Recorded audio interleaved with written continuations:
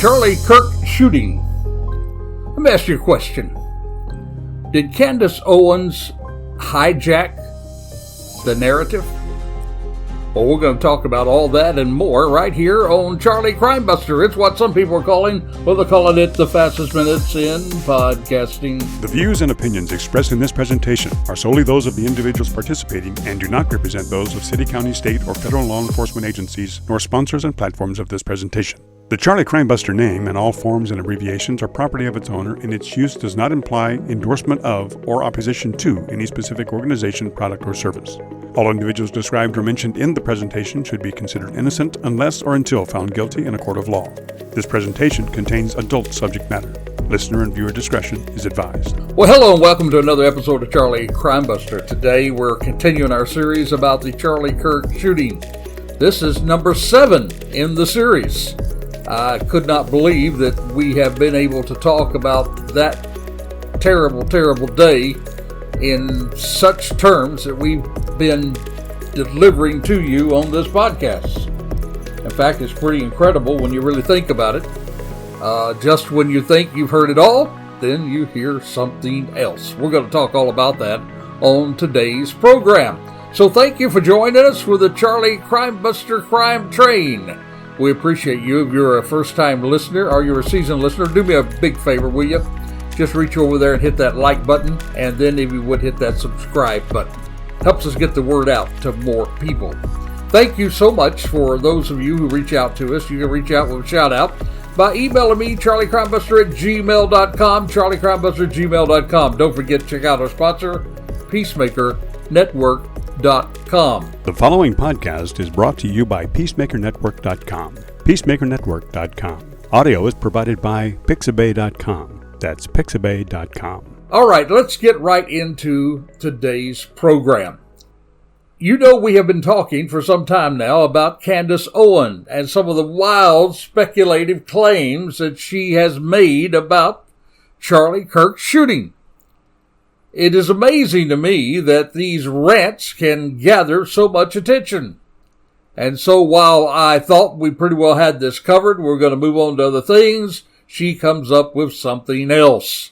And I feel I have an obligation to stand up on Charlie Crime Buster, as we do, regarding the truth about crime. That when you're really crime busters, like those of you who follow this program, you don't run down every little rabbit hole. You don't make speculative boast about this happening and that happening. You always follow the evidence. You look at every rock, of course, and you turn it over and you look under there, but if there's nothing there, you move on. You don't try to bait people with these speculative ideas about things that really did not happen. So today, we're just going to take some time and we're going to go over some of the more serious implications that Candace has made. And hopefully, maybe this will be our 7th one, might be our final podcast regarding this. One of the first things that we see that she did try to share on her platform is she indicated that Charlie Kirk predicted his own death. She actually claims that about 24 hours before the shooting that Kirk told multiple people something like, well, I think they're going to kill me. She, of course, is sharing this to say that Charlie himself sensed a threat and that the shooting was not just some random gunman, but there was something else involved.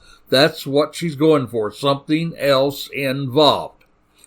Well, the answer is simply this, friend. Charlie Kirk has not publicly made any predictions regarding his death. Now, any claims about him predicting his death may come from misinterpretations or maybe satire. You see, Charlie is known for his political commentary and activism rather than personal prophecies. You just don't hear things like this. In fact, Candace talked about a dream that she had when Charlie came to her in a dream. You don't hear Charlie getting up and talking about dreams and speculation.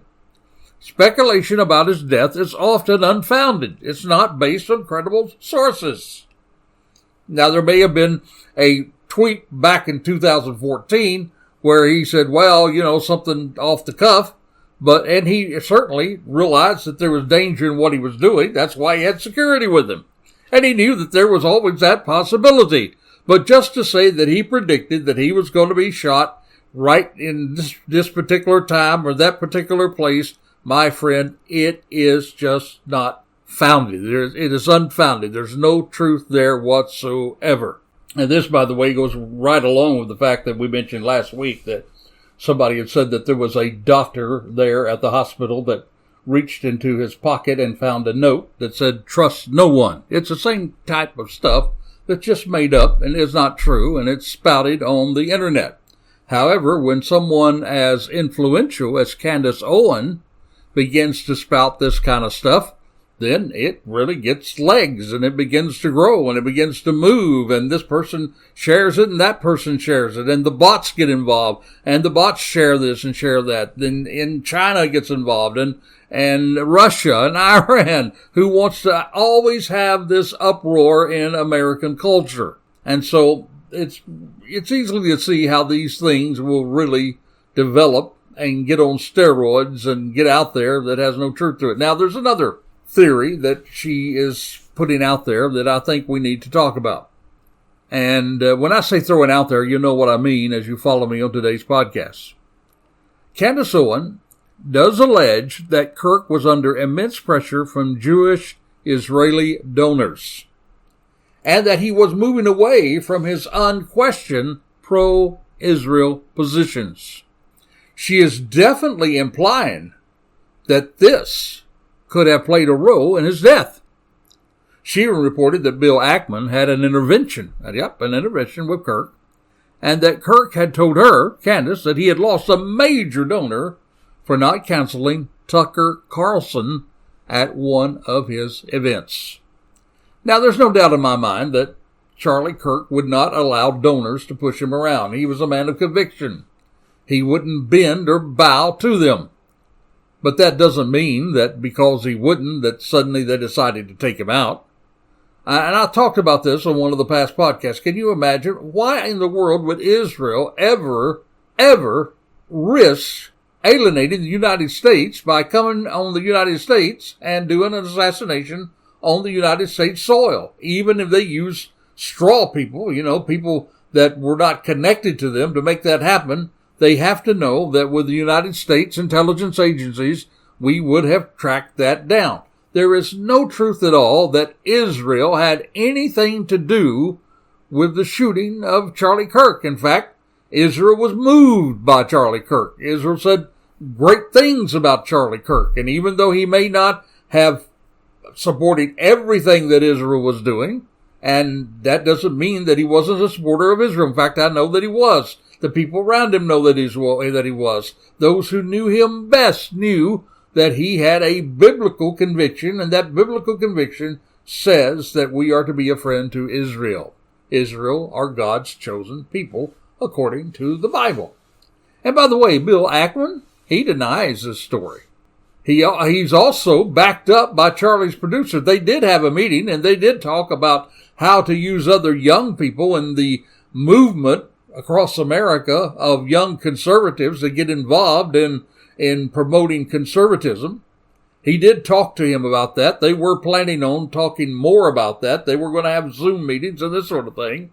They were having all kinds of conferences and getting these young people ready to take up the cause that Charlie was taking up on campuses. It was as though they were getting into that place where they could compound his influence by using surrogates of other young people on college campuses. That was what they talked about. And not only does he deny this, but Bill Ackman's story is backed up by Charlie's producer. And the people, listen to this, the people that always traveled with Charlie and were with him in these such interactions. He did not push or intervene with Charlie Kirk. She just throws all this out on the wall and hopes that something will stick. But she's very smart, very intelligent. She is a manipulator by sure force. Because, even after that, when she saw that this wasn't getting any strength, any traction, she throws out a disclaimer. After she implied, no doubt she implied that Israel was behind this, she then says, well, I in no way said that Israel was implicit in the shooting. Sure you didn't. It's almost like that old question. Remember that old question that men used to ask other men? Are you still beating your wife? How do you answer that? If you say no, that means you were. If you say yes, it means you are. This is a trick. And just like she has, these implications are nothing but tricks for clicks. Did you hear that? Tricks for clicks. As in most of her wild theories. Now, to show you how crazy and wild it is, listen to this.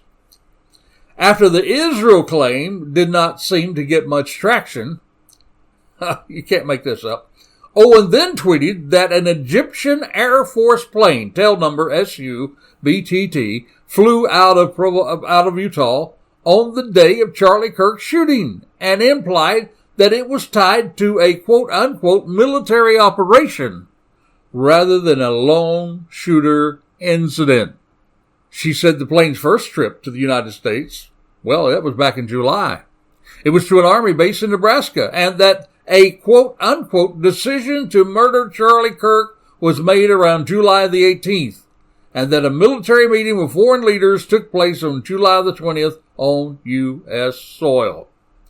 And I can back this up because on X, here's what she wrote. She wrote on September the 10th, quote, I'm quoting, on September the 10th, after Charlie's assassination, an Egyptian Air Force plane flew out of Utah, tail number SU-BTT. Tyler Robinson must have had some powerful friends. Now, this idea of an Egyptian plane flying out of the place there where he was killed, this does not hold water because the timeline's incorrect. She said it flew out right at the time, right after the shooting, but that plane did depart from that airport at 7 a.m. 7 a.m. on the day of the shooting. It had nothing to do with the shooting whatsoever. Not the way that she was pushing this on her wild theories. Now, can you see what I see here? First of all, she writes and says, well, Israel had something to do with Charlie's death. That's what she implies. And oops, no, I did not mean that. But what I do mean is that now it was Egypt. It's Egypt. It's Egypt, and this plane that was flying around that could be tracked somehow to Egypt had something to do with Charlie's death. Do you see what I mean when I say it's like she's just throwing anything and everything she can possibly throw at the wall concerning Kirk's shooting? And she's just hoping that something will stick. I just wish that she would follow real evidence. I just wish she would follow these things that are really happening. And my friend, the plot thickens. That's right. The plot thickens. As though you think it could not get any crazier, there are some other crazy things to follow. I'm going to share that in just a minute, but speaking of crazy things, it's now time for me to share with you Charlie Crimebuster's Crazy Crook of the Week.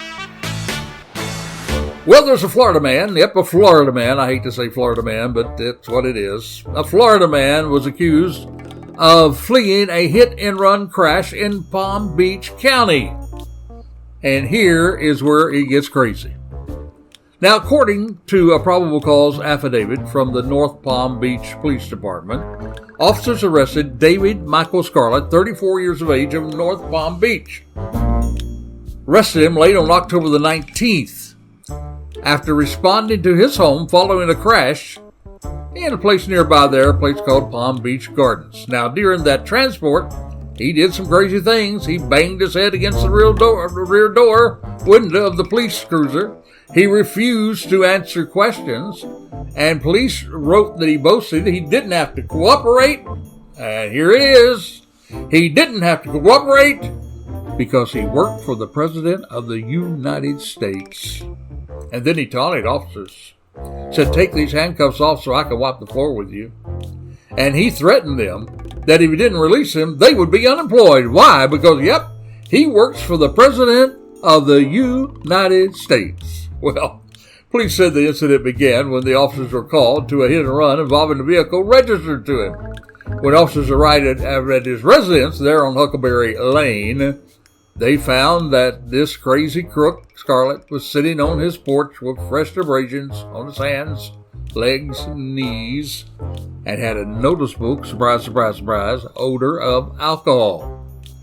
When they asked about his car, well, he became combative, used racial slurs, and said some pretty nasty things while he was sitting there smoking a cigarette. He then stood up, pointed the cigarette inches from the officer's face, and they had to subdue him to prevent from being burned. And when he was handcuffed, he continued his threats, said he would beat the officer up and his family, calling the police pigs. And his disturbance, of course, disturbed nearby residents, according to the report. Well, he was taken into custody, resisting arrest without violence, and then he demanded to speak with a supervisor. And when the sergeant responded, well, the suspect, that's old crazy crook, he screamed racial slurs at the sergeant, attempting to spit through his cell floor. And, of course, that brought additional charges.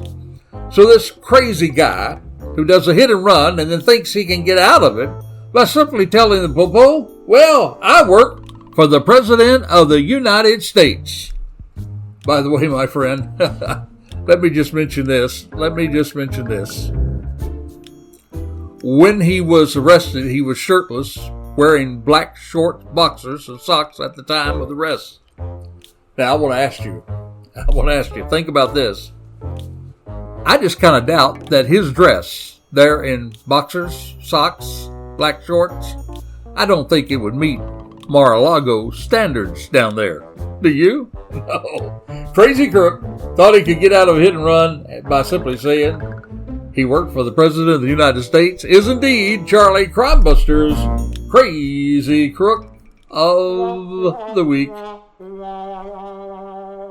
Now, speaking of crazy, I already have told you that you tried to imply Israel was involved in the shooting of Charlie Kirk. Now, she said, no, I did not directly say Israel did it, but then it's Egypt. Egypt, you see, they had this plane out there, and it was a military operation, and there was wild speculation that was blown out of the water by the timetable of that plane. And so now, well, yep, it gets crazier. Yep, it gets crazier, because now not only is she implying that Israel had something to do with the shooting, and then Egypt had something to do with the shooting. But guess what? I bet you've already guessed it.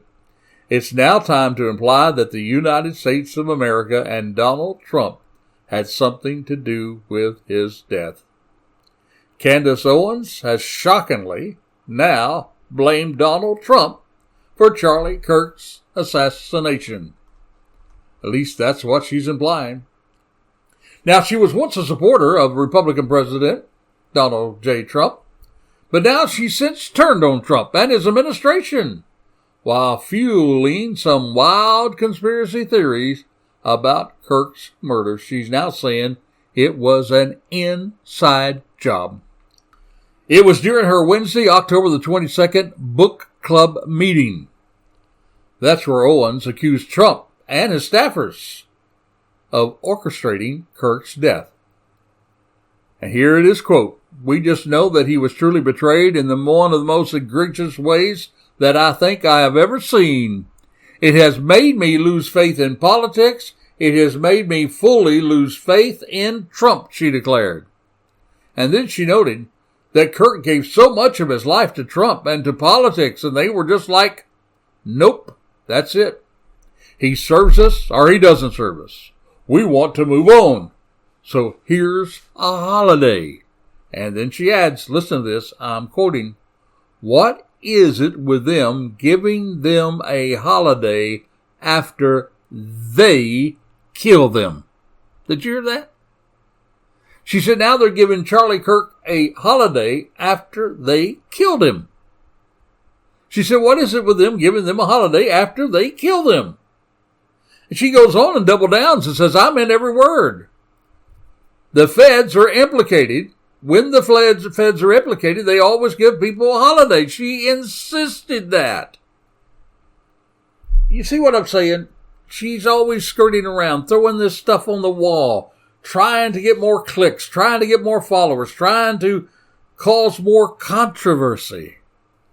Now, it even gets worse, my friend. you may have already read wild speculation that Owen has now implied Erica, Charlie's wife, had something to do with his killing. Well, in fact, I've got to be open with you on this. I do not see that she really implied that Erica had anything to do with his murder, with his death. However, there is implication in her rants that Erica may be under the influence of donors, and that Erica is not open to a full investigation into her husband's death. She's very careful how she walks around this accusation. She's very careful how she's saying it, but the implication is there. Poor Erica. She's so bound up in grief, she can't see the real truth. She can't see that the feds are lying. She can't see that the feds are covering it up. She can't see that there's much more here than what happened. She can't see that Israel had something to do with it. Egypt had something to do with it. Donald Trump had something to do with it. The United States had something to do with it. There's this big conspiracy out there. Something is not adding up. That's what she keeps saying and saying and saying. And now she's saying that Erica, she even says, you'd think that his wife would want to know the full story, that she would want this to continue to be investigated. And so by the way she's framing all of this in her podcast, she's basically saying that Erica may not have anything to do with the murder, but she's certainly having something to do with the cover-up because she's not demanding more information. Now, I don't know about you, but in my mind, I can't help but think that all of this speculation may have something to do with the fact that Candace Owen, who claims to be such a close friend of Charlie Kirk, yet she was not invited to speak or even to be a part of Charlie's memorial service. And based on the unresponsible speculative rants of Candace Owen, I can easily see why Erica and Turning Point USA would want to distance themselves from Candace Owens. I believe she's simply gone off the rails in this rants. Now, to really understand Candace, I think you have to go back to the fact that she began her journey into the click world on social platform by simply changing her political stance. She was a leftist. She was on the far left. But then she realized somehow, some way, that if she moved her political stance to the right, well, she had all kinds of attention. She had all kinds of people that were listening to her. And suddenly she becomes a celebrity in the conservative movement. And I might add that move also not only made her a celebrity in the conservative movement, it also made her very rich at the same time. I'm talking rich in millions of dollars. You see, she's learned that controversy earns her followers, and followers earns her money. So these outrageous rants about Charlie Kirk feeding into this her own conspiracy world that she lives in, and I don't know, she may have even talked herself into believing her own rants. Maybe she believes them even though they're not verifiable. Even though they are very far from the truth, she may be living in that world. Now for the moment, Candace has stepped away from her podcast and she's on a vacation of some sort. Just saw a picture of her holding a fish. Hey, I have a suggestion. Maybe she should spend a little more time fishing for real fish instead of fishing for conspiracies. Particularly unfounded claims without credible verification. Now, the sad part of this to me is that Candace Owen, I believe that she was really crushed. I believe she was crushed that she herself was not chosen to take over Charlie's organization, Turning Point USA. I believe in her mind, she thought, well, Charlie is a champion out there, and I'm on the same level as Charlie, so they should certainly look to me to take over this organization. Now, she would probably say, if you asked her about that, oh, I don't want to do that. I didn't want to do it. Don't have anything to do with it. Got my own stuff. But I believe she was additionally really crushed when not only was she not chosen to be his successor, the person who would succeed him, I believe she was additionally crushed that she was not invited to speak or even to be a part of the memorial service. So what? She hijacks the story. she takes this narrative. You're not going to let me be a part of the inside clique? Well, I'm going to investigate this thing up one side and down the other. I'm going to turn this story on its head. I'm going to ride the clicks that I get. I want to muddle up the real investigation until the alleged gunman who simply climbed upon a roof and with one shot took out Charlie Kirk. Now, lots of people don't want to believe that when people they love get killed, it could be that simple. They say there has to be more to it. But in this case, I'm afraid, my friend, you're going to find that that's exactly what happened. Tyler was not bankrolled by Israel, Egypt, or the United States. I do not even believe that the far left hired him to do the job. I believe his motive was that he felt that Kirk was spreading hate because Kirk had beliefs and convictions that the lifestyle that Tyler and his trans friend were living was wrong. And he spoke out about this lifestyle just about everywhere he went. I believe that Tyler was offended, and he took out his offense by killing Charlie Kirk. It's just that simple. And yet, Candace is out there throwing all these things, causing this uproar out on her platforms, and causing more and more people to get involved in this. It's just amazing to me how quickly people believe something they see on the internet. Now, this might be our last podcast on this series. This is number 7 in the series. Or maybe not. When Candace comes back from vacation, I just can't imagine anything else she could wildly speculate about. She's already speculated about the fact that Israel, Egypt was involved, the United States was involved, the feds are involved. There was a guy under the stage, and there was a little trap door, and he came up and shot him, That she says that Tyler wasn't there. He was at the Dairy Queen when this happened. And he could not be at that Dairy Queen so quickly if he was the shooter. Yet at the same time, she comes back and says there was a lady who helped him get away. She constantly contradicts herself in these stories. So I just don't know. I believe this will probably be our last podcast on this subject because I don't know anything else she could come up with except, maybe next week. Maybe next week she'll try to convince her 1 million followers that a spaceship from Mars landed in Utah and little green men climbed out under the stage and they peeked up and shot Charlie Kirk. And then they were zapped into time travel in a fast getaway to Mars. Well, that might have just as much chance of being true as some of the wild rants we've already heard. Well, that's it for today. Until this time next time, this is Charlie Crimebuster reminding you, be safe, be alert for the life you save. It may be your very own. You have been listening to Charlie Crimebuster. You can find additional information and podcasts at charliecrimebuster.com. We would like to thank our sponsor, the Peacemaker Network, and also encourage you to support the first responders, military, and law enforcement personnel by contributing to the Peacemaker Network. That's peacemakernetwork.com. All music and sound effects are courtesy of Pixabay.com. That's Pixabay.com. You can also support us by subscribing to our YouTube channel, tag @CharlieCrimebuster, and then click the subscribe button. By doing so, you'll be notified each time we drop one of our shows.